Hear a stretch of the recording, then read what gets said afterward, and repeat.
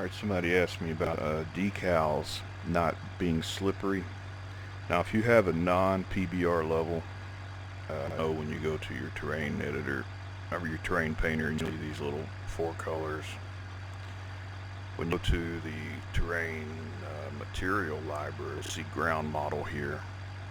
So I basically told this material here to be ice. Then forget to save changes to file. Always rebuild collisions. I'm not sure if you actually have to, but I do every time. And you'll see this is nice. So the decals don't matter. What the decals? In fact, if I were to make a new decal, for example, a material editor, make new material, I'll just call this decal test. Create, and I'll just make it a color blue. Make a decal. Work as a decal, you got to go to it, no info, and down here where you see material tag 01, put beam, road and path with a capital R, capital A, capital P, then hit enter, then here in all lowercase, beam G, enter, then save it. Now you can select this as a decal here. So we'll put it down here, and in the inspector window we'll say, what did I call it? Decal test. Just another little quick tip: when you're dealing with decals don't like to be on top of other decals if they are not alpha or other type of alpha blends. So if you go to advanced and you turn on this alpha, you don't have to make it transparent. 255 is basically not transparent. See, these are the different colors that make the color. The last one is the alpha, which is the invisibility. So at 255, it's not, you're not seeing through it. But I have two textures or two decals now. We'll just duplicate this with I think it's Control D, and you'll see now that you don't have that typical aliasing going on between the two decals. So if you turn that off, and it may just be when you have a certain texture on there that it really has that issue. I really see it happening. But any other time I do it because I'm making a point to explain it. Yeah, there you go. See that? See, but if you turn on the lerp alpha, get rid of that nonsense. And maybe some don't know, in the inspector window for your decal you can adjust the amount of fade in and out, which that will make it invisible if there's not a length of the decal before it'll start to become visible. Also, you'll notice that the blurring is smooth where you don't have lerp alpha on, none on. It does a what they call a diffuse dithering, which is pretty. Oh yeah, ground type. You can tell it whatever you want it. It's not going to matter.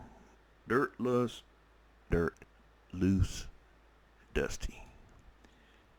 Alright, save changes. Apply all transforms. I'm thinking I'm in blend. Rebuild collisions. And let's on this. Should still have the ice surface. No dust. That's not how the decals work. I mean, I would think it should work, but it doesn't apparently.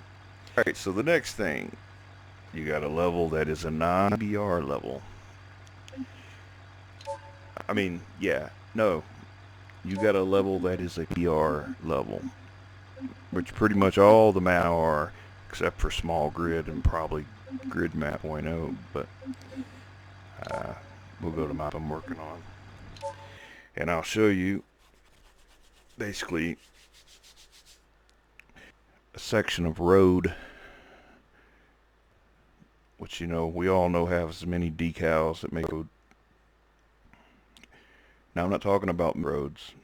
They're going to all be asphalt. That's it. I don't like about mesh roads. They're all the time. So let's pretend there's an ice decal here, but the only way you make this ice slippery, you go your terrain painter, your terrain material area. If you pick, say, I don't know, lava rock, you see as this doesn't have ice to change the ground model. It's not in here, which is crazy.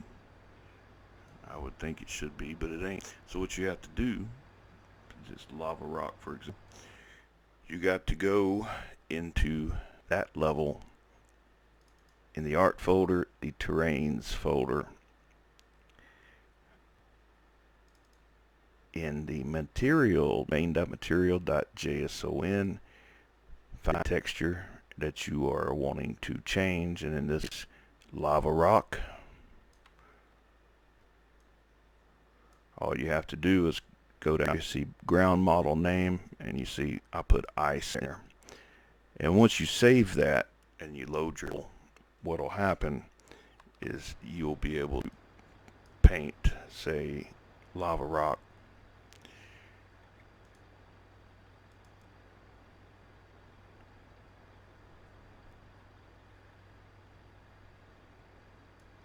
Rebuild collisions and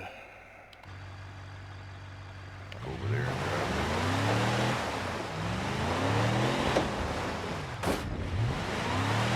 Well, we're actually driving right now because this is lava rock too.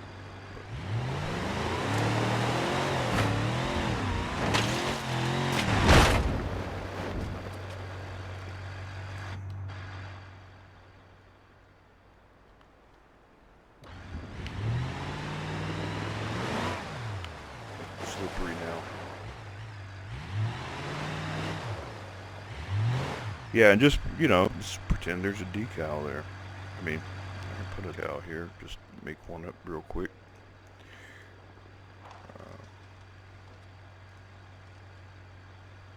And it doesn't matter what the decal is, we leave it solid white. It's still gonna have the ice under it.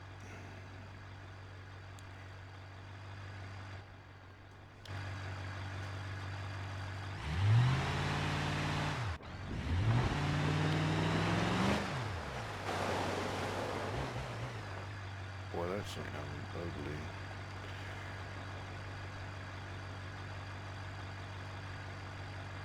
I mean, it doesn't matter what it is, it's gonna still have even rebuilding collisions with Control F7.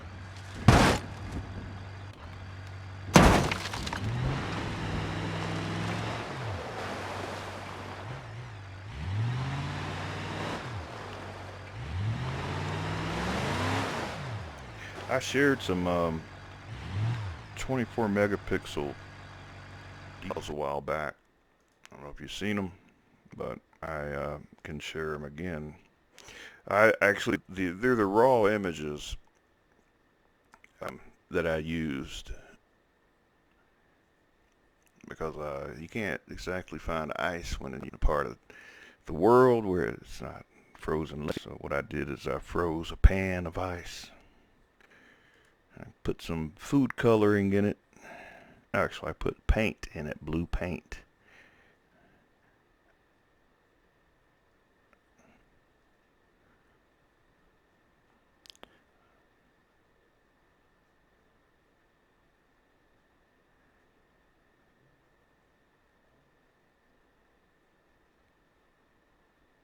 That's bad when you don't even remember, when I don't even remember what I called it. There it is.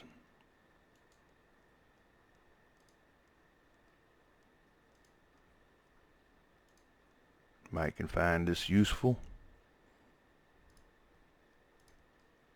And I'll pass with the video. You're welcome to use anything, share for anything, I don't care. Let me know if there's any other questions. I think that's pretty much it. That's all I can think of for this video.